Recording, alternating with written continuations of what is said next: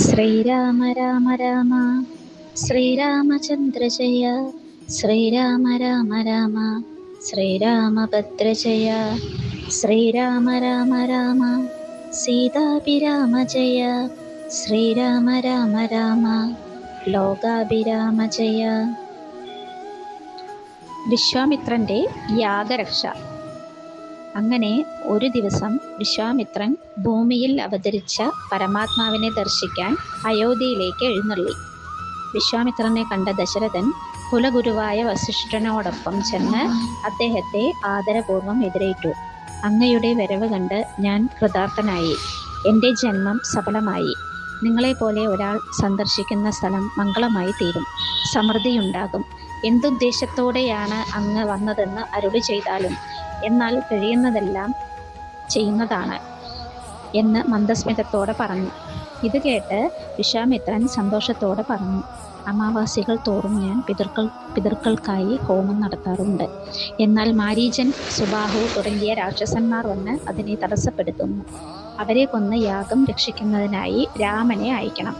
വസിഷ്ഠനുമായി ആലോചിച്ച് ലക്ഷ്മണനെയും കൂടി അയക്കണം. നിനക്ക് നല്ലത് വരും. മനം നൊന്ത ദശരഥൻ വസിഷ്ഠനോട് രഹസ്യമായി പറഞ്ഞു, എൻ്റെ പുത്രനെ പിരിയാൻ എനിക്കൊട്ടും സാധിക്കില്ല. വളരെയേറെ ആഗ്രഹിച്ച് ഈശ്വരവശാൽ ലഭിച്ച രാമനെ പിരിഞ്ഞാൽ ഞാൻ മരിക്കും. രാമനെ നൽകിയില്ലെങ്കിൽ വിശ്വാമിത്രൻ എൻ്റെ വംശത്തെ തന്നെ നശിപ്പിക്കും. എന്താണ് വേണ്ടതെന്ന് അങ്ങ് ഉപദേശിച്ചാലും. വസിഷ്ഠൻ ദശരഥനെ ആശ്വസിപ്പിച്ചുകൊണ്ട് പറഞ്ഞു, അതീവ രഹസ്യമായ ദേവകാര്യം ഞാനിപ്പോൾ പറയാം. അങ്ങ് ഒട്ടും വിഷമിക്കണ്ട. രാമൻ മനുഷ്യനല്ല, ചിന്തിക്കാൻ കഴിയാത്ത പരമാത്മാവ് തന്നെയാണ്. ബ്രഹ്മാവിൻ്റെ അപേക്ഷപ്രകാരം ഭൂമിയുടെ ഭാരം തീർക്കാൻ അവിടുത്തെ മകനായി കൗസല്യയിൽ വന്ന് അവതരിച്ച വൈകുണ്ഠനാഥനായ നാരായണനാണ് അങ്ങയുടെ മകൻ. പൂർവ്വജന്മകഥ ഞാൻ പറഞ്ഞു തരാം.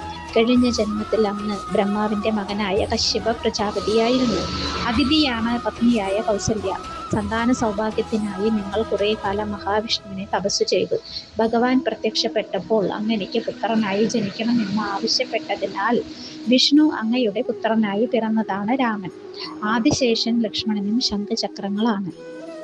ഭരതശത്രുഘ്നന്മാർ മായാദേവി അയോനിജയായി മിഥിലയിൽ ജനിച്ചിട്ടുണ്ട്. അവരെ ഒരുമിച്ച് ചേർക്കാനാണ് വിശ്വാമിത്രൻ വന്നിരിക്കുന്നത് എന്നറിഞ്ഞാലും പരമരഹസ്യമായ ഈ കാര്യം പറയാൻ പാടില്ലാത്തതാണ്. രാമനെ വിശ്വാമിത്രൻ്റെ കൂടെ മടിക്കാതെ അയക്കുക. സന്തുഷ്ടനായ ദശരഥൻ വിശ്വാമിത്രനെ വന്ദിച്ച് പൂജിച്ച് രാമലക്ഷ്മണന്മാരെ നൽകി. ദശരഥൻ രാമലക്ഷ്മണന്മാരെ മാറോട് ചേർത്ത് ആലിംഗനം ചെയ്ത് നന്നായി പോയി വരൂ എന്ന് അനുഗ്രഹിച്ചു. അവർ അച്ഛനമ്മമാരുടെയും വസിഷ്ഠന്റെയും പാദങ്ങൾ നമസ്കരിച്ച് വിശ്വാമിത്രനെ വണങ്ങി. വിശ്വാമിത്രൻ ലോകരക്ഷാർത്ഥം അവരെ സ്വീകരിച്ചു. അമ്പ്, വില്ല്, വാള്, ആവനാഴി എന്നിവ ധരിച്ച രാജകുമാരന്മാർ വിശ്വാമിത്രനോടൊപ്പം യാത്ര തിരിച്ചു. കുറച്ചു ദൂരം ചെന്നപ്പോൾ അദ്ദേഹം പറഞ്ഞു, രാമലക്ഷ്മണ, നിങ്ങൾ കുട്ടികളാണല്ലോ. മുമ്പ് വിശപ്പും ദാഹവും അറിഞ്ഞിട്ടുണ്ടാവില്ല. വിശപ്പും ദാഹവും ഉണ്ടാവാതിരിക്കാൻ ബല, അതിബല എന്നീ 2 വിദ്യകൾ നിങ്ങൾ പഠിച്ചു ജയിച്ചാലും ഇവ ദേവനിർമ്മിതമാണ് എന്ന് പറഞ്ഞ് വിശ്വാമിത്രൻ വിദ്യകൾ രാമലക്ഷ്മണന്മാർക്ക് ഉപദേശിച്ചു കൊടുത്തു.